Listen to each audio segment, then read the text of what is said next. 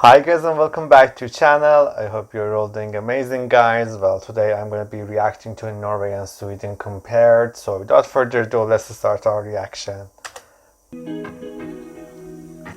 Norway and Sweden, or officially, the Kingdom of Norway and the Kingdom of Sweden, two magnificent bordering countries in Northern Europe. Both are Nordic countries. Heck, both are in Scandinavia. Wait, what's the difference between Nordic and Scandinavian? Well, these parts of the world are all considered Nordic, while just these countries are considered part of Scandinavia.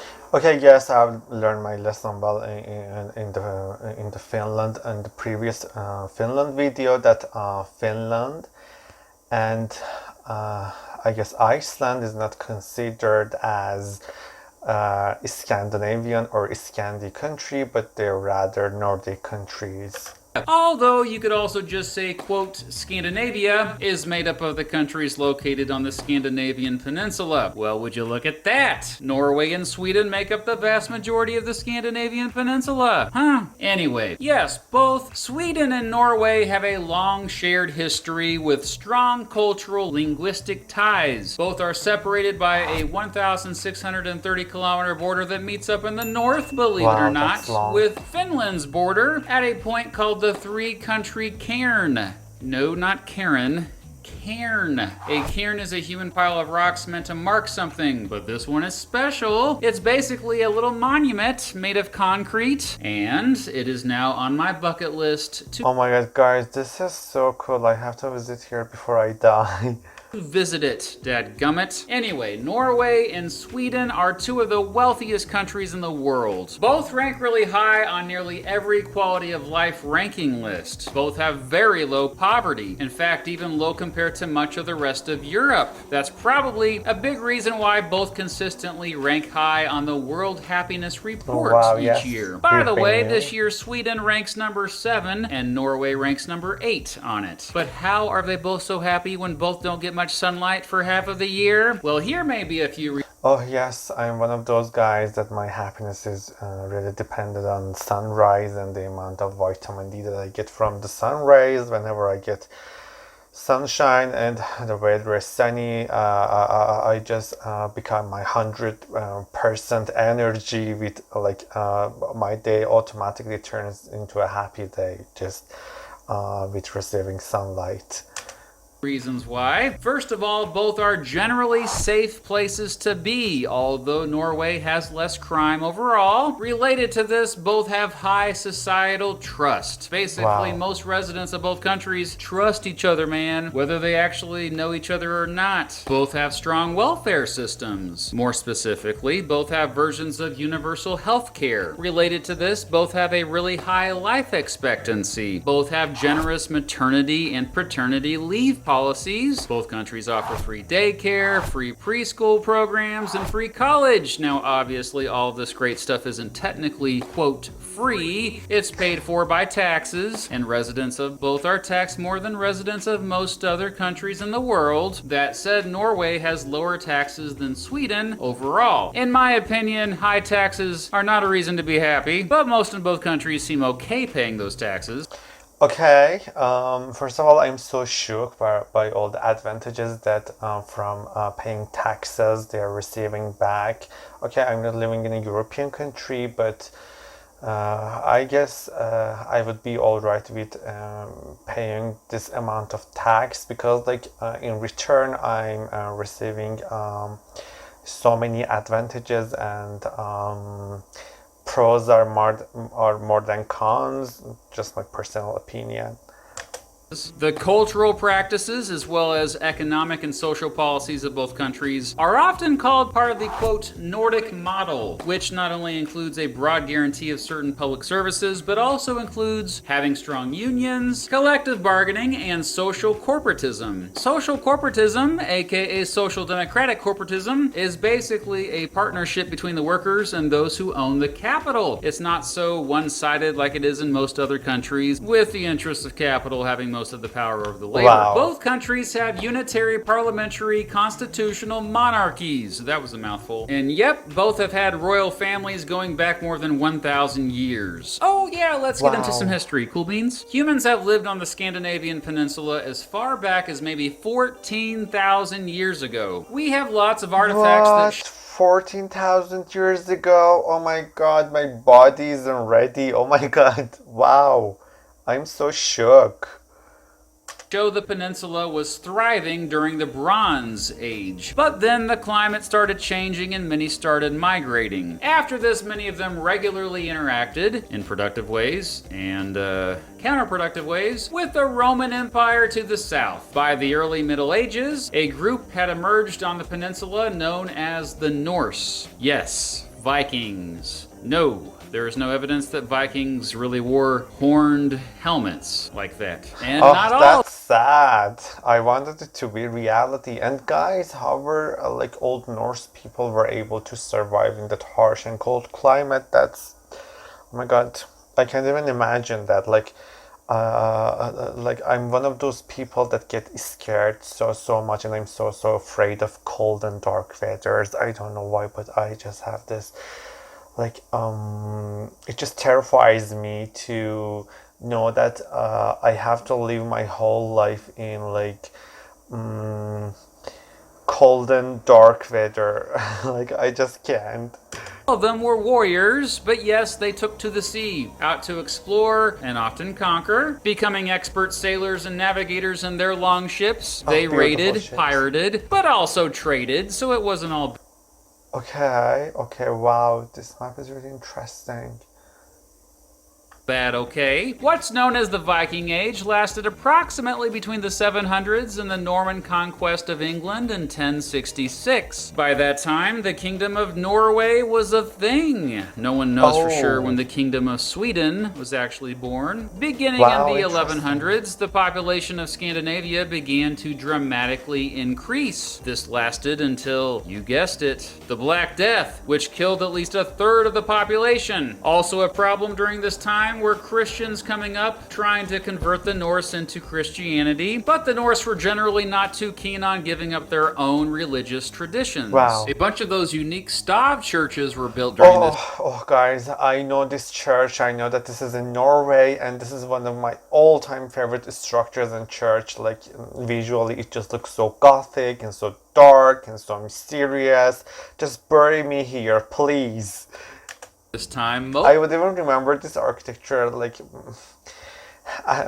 in my afterlife. most of the few that remain today are in Norway. In 1397, Sweden and Norway joined forces as part of the Kalmar Union. The two kingdoms shared a monarch, along with the Kingdom of Denmark, off and on until 1523. Sweden broke away that year under the leadership of Gustav Vasa, who helped bring the Protestant Reformation to Sweden, breaking away from Roman Catholic rule and nationalizing their holdings. Today, he's often considered the father of modern Sweden. What he's wearing. Meanwhile, Norway stayed with Denmark. During the 30 Years' War, Norway and Sweden found themselves fighting each other. Sweden played a significant role in that bloody war, famously under the leadership of Gustavus Adolphus. The Swedes basically saved the Protestant cause and weakened the Habsburg Catholic coalition. And there were also multiple direct wars between Denmark, Norway, and Sweden throughout the 1600s. The last wars ended by 1660, and after some treaties, we got much of the modern borders of Norway and Sweden. For the rest of the 1600s and into the 1700s, Sweden was a great European power. This is when they began to establish colonies around the world. That said, it had mostly an agricultural economy and ultimately lacked the resources to stay a world power for too long. Sweden and Norway once again found themselves at war with each other in the Great Northern War, which lasted from 1700 to 1721. This war actually ended with the defeat of Sweden, and Sweden quickly lost its world power status as well as some of its territory after this. But at least this marked their sweet age of liberty, a time of increased civil rights and democracy and stuff. Jump ahead to the Napoleonic Wars, which also shook up things quite a bit in Scandinavia. As a result of those wars, Sweden lost more land to Russia, Scandinavia, and Norway was forced into a union with Sweden. Oh my God, Norway look and at the Sweden flags. together again. They shared a monarch for the next 91 years. Throughout the rest of the 1800s, tough times led to hundreds of thousands of both Norwegians and Swedes moving to settle in the Midwestern United States, and you still see that legacy today, Oh my believe me. God. Still, by the early 1900s, both Sweden and Norway had begun modernizing. Well, especially Sweden. Both countries stayed mostly neutral in both World War I and World War II. Germany invaded and occupied Norway during the Second World War, but not Sweden. In fact, most of the refugees who fled the Nazis from Norway ended up in Sweden. Between the end of World War I and 1935, Norway had some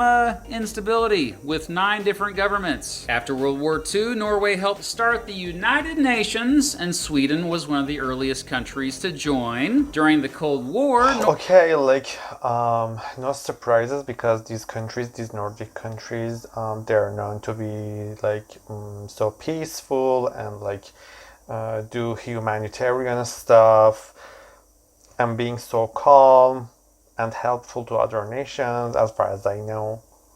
Norway joined NATO, Sweden did not. But after Russia's recent invasion of Ukraine, it's looking like Sweden will in fact be joining NATO soon. In recent years, oil and good investments have helped Norway's economy zoom right past Sweden's. Today, both are 2 of the most democratic countries in the world. In fact, according to the Economist Intelligence Unit, Norway ranks number 1 on the Democracy Index, and Sweden ranks number 4. Most of both countries are sparsely populated. Most of the population of both live either in the southern portions or along the coasts. People live even way up here, yo. The biggest cities in both are also the capital cities. Both are growing at about the same rate. Both have areas north of the Arctic Circle, for crying out loud. A third of Norway is actually north of the Arctic Circle. Up here, they get the midnight sun in the summer, with daylight nearly at all hours of the day. Guys, please me if I'm being dumb and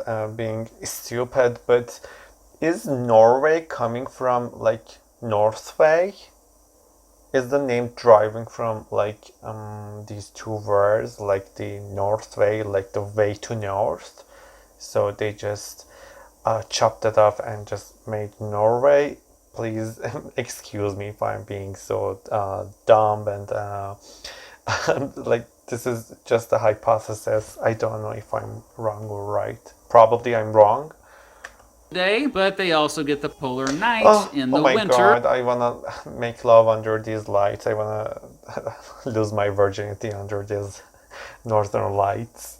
Where it's dark all day. But at least in the winter, they have a great chance of seeing the northern lights, which, holy crap, look at that. Yeah, that's also on my bucket list to one day see the northern lights. Who doesn't? Both have milder climates compared to many other areas at similar latitudes. This is due to the temperate waters of the Gulf Stream. Both have historically not had to worry about major natural disasters as much as most other countries in the world. Due to something called post-glacial rebound, the land in both countries is still rising. Therefore, both are continuously gaining land, rising from the sea. The Klarälven River flows through both. Oh my Both God, have guys, this is so interesting. Wow. Why everything is so different with these Nordic nations? I mean, they're so interesting and so amazing. Like, even the facts about these Nordic countries, they keep amazing and surprising me. Tens of thousands of islands. Sweden's largest island is Gotland, right there in the Baltic Sea. Norway's largest Gotham. Oh my God, the Batman is living in Gotham. And is there any relation between these 2 cities and these 2 names?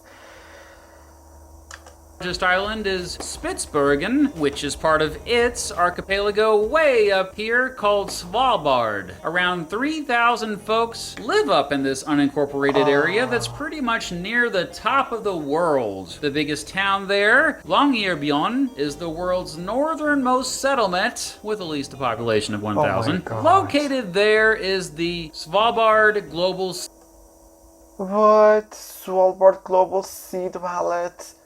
Oh my God, what is this? Am I watching a science fiction movie or something? This can be true. This is so cool. Wow. seed vault, which will eventually located there northernmost settlement with the least Oh my population god, of 1 guys, I can't digest and like process all these amazing facts and informations about Norway and Sweden. Please, I need some time. Uh, you can go on like this and you can't leave me like this. Located there is the Svalbard Global Seed Vault, which will eventually store billions of seeds in case of, you know, world catastrophe. By the way, if you really want to learn a lot about Svalbard, I highly recommend Cecilia Blomda's YouTube channel. She does a phenomenal job highlighting this amazing place. Anyway, both Norway and Sweden have freedom to roam laws, which means you can camp wherever you want without asking permission as long as it's not private property. Both are increasingly becoming more ethnically and religiously diverse in recent years. 1 out of 3 residents in Sweden have at least one parent born in a foreign country. The biggest religion in both is Christianity. That said, a sizable portion of the population have no religion at all. In fact, both are highly secular countries overall. That said, Sweden is the only Nordic country. Yes, I know so many Iranians, they are living in Sweden, especially Kurdish people. I know so many of them live in Sweden and Norway and Finland as well. Hello and shout out to all the Iranian and Kurdish people from here. Without a state church. Both countries spend a higher percentage of their GDP on education than most of the rest of the world. Both invest a lot in renewable energy. In fact, almost all energy in Norway comes from renewable energy sources, with hydropower making up the bulk of it. In the northern parts of both countries is the Sapmi region, traditionally settled by the Sami people, but now has a more diverse group living there. Sami culture is actually quite a well-known export out of both. Oh my god, guys, this is really interesting because we have a group named Sami people. They are like, I guess, like the ancient Arab and Hebrew people. And okay, like we have Sami people as well in Nordic, and I didn't know up until now. And this is really interesting. Just look at these pictures. I just really want to know more about them and their lifestyle. Wow, guys, and the fact that their 100% of energy in Norway comes from like it's green energy. This is really, this just makes me so happy. Like the fact that these Nordic countries are they're so caring about environment and the green energy. It just makes my life brighter. Yes.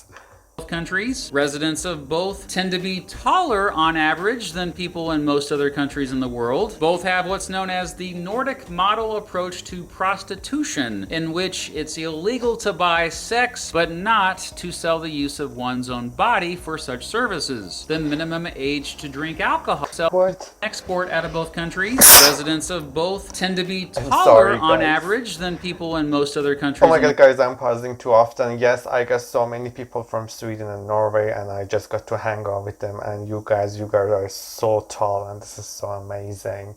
World. Both have what's known as the Nordic model approach to prostitution, in which it's illegal to buy sex, but not to sell the use of one's own body for such services. The minimum age to drink alcohol in both is 18, but not just any type of alcohol, so it's complicated, and a lot of bars and nightclubs in Sweden won't let you in until you're at least 20. Both are big rivals when it comes to cross-country skiing, apparently, but it's probably no surprise to you that winter sports tend to be pretty big in both countries. Ice hockey, skiing, biathlon, yeah, the one that combines cross-country skiing and rifle shooting. Norway has won more medals in the Winter Olympics than any other country in the world. But in 7th place on the medals list is, yeah, good old Sweden. That all said, football, or soccer as us dumb Americans call it, is probably the most popular sport in both countries. And don't forget floorball, baby. Both are known for their Scandinavian folklore. You know, stuff like trolls and elves, which apparently aren't real, I just found out. Both are also known for their heavy metal bands, specifically in Norway, the influential black metal scene, and in Sweden, death metal, baby. Oh yeah, both are even in the same time zone. Dang, that was a lot of similarities. For the rest of the video, let's take a look at differences between the two. First of all, Sweden is bigger in land area area. Oh yeah? Well, Norway has more coastline. A lot more coastline. Like more than 8 times as much. Hey, I remembered the coastline paradox, buddy. Also, according to various sources, Norway Oh my may god, have look at here. Oh my god, guys, you got a playing field. Oh my god, in this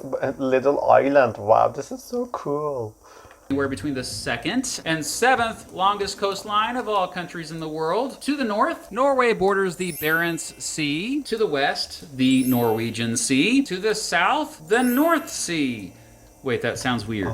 But yeah, I just confirmed it. It's true. Sweden, meanwhile, borders the aforementioned Baltic Sea to the east. Oh, and there's the Gulf of Bothnia. Much of it is covered with sea ice in the winter. Sweden has around twice as many people. It also has a higher population density. Sweden also has bigger cities. It has 2 metropolitan areas with more than 1 million people, Stockholm and Gothenburg. Meanwhile, Norway has just 1, Oslo. Now, this may surprise you a bit, but Swedes make up the biggest ethnic group in Sweden, and Norwegians make up the Oh my god, what?